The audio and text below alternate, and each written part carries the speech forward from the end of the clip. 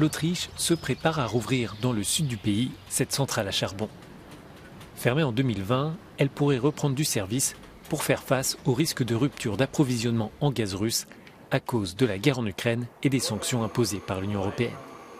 Vienne veut parer à tout risque possible. Nous nous préparons au fait que nous n'aurons plus la même certitude quant au flux de gaz auquel nous nous sommes habitués ces dernières années et décennies et que tous les moyens possibles pour remplacer l'utilisation du gaz seront mis à contribution.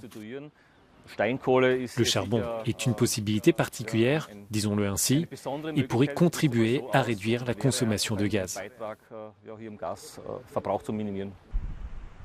L'Autriche n'est pas le seul État membre qui se prépare à relancer ses centrales à charbon.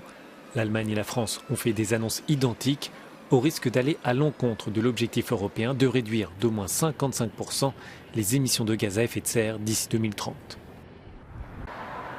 Le conflit en Ukraine et ses conséquences économiques et énergétiques semblent menacer l'ambition climatique de l'Union.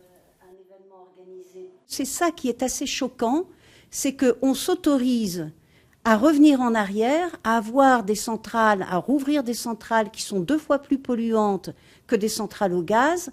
On s'autorise ça plutôt que plaider pour une baisse de consommation et plaider de façon vraiment très active, c'est-à-dire en faisant des campagnes publiques comme ça existait dans le passé.